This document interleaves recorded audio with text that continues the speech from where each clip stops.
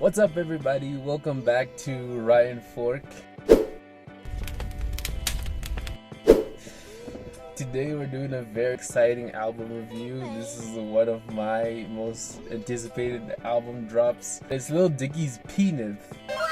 So if you've been fans of the show, which I am, I'm a huge fan of Dave.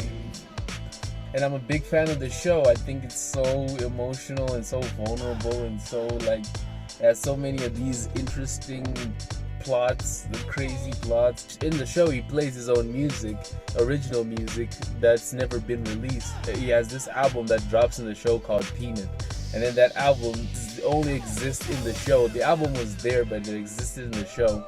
So, finally, he decided to release the album.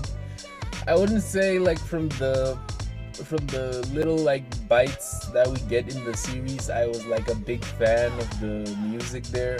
But then there were some couple of songs that I was actually really interested, that I wanted to listen to. So I wanted to see if they'd pan out in the real world. We finally get the album, get the album from the show, and it's exactly what I expected in the show. All the songs that you hear, even the background songs, they're put into this to make a huge soundtrack album. And I don't know what a PENITH is. I looked it up in the dictionary.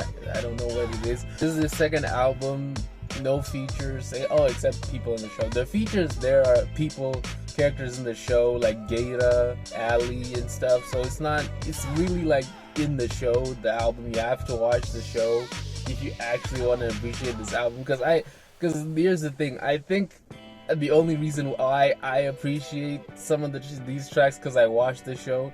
If I didn't watch the show, I'm pretty sure this would be a whole different review. The music that we got on this album is basically the music that we got on the show, and by that I mean it's a parody of rap. It's like if you watch Young Rock, the way they would parody wrestling, they would make it more theatrical and less serious than it is.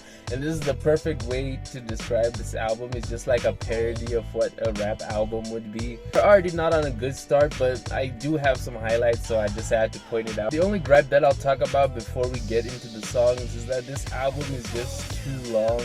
It's over 20 plus tracks, very bloated. And there's not much incentive, no incentive at all actually, to listen to the whole thing. I don't know why he released this so big. You should have just picked some key tracks. Cause first I'm going to talk to my favorite tracks. I always like to start on a positive note. I have We're Good featuring Gaeta. Gaeta is a character in the show and he's a rapper there. So basically he is a rapper now since it's now released music. The song is all about friendship, and it makes sense to me because I watched the show, so it's all about context. That's why I like this. On its own, I'm pretty sure this would probably not be on a favorite track for anyone, but for me it is, because I just think it's cute in the way, if you watch the series, the build-up is crazy. So the second one is actually Second Coming. Second Coming is I think it's a great song. I think I have to lower the bar a bit for this album, but yeah. Second Coming is a okay song. I think there's some actually good beats there. I like the flow that he's going with. The fast flow, Eminem flow actually works on this one. Second is Morning After, and this one is also linked to the series because the intro series is just yeah, that was the intro to season 2, and I thought it was really a cool song. The song is okay. The production is ambient. There's little gaps there to add some type of ASMR effect. Then we have HAHAHA, which is in the episode with Rick Rubin. Yeah, just watch the series. Watch the series. Please watch the series.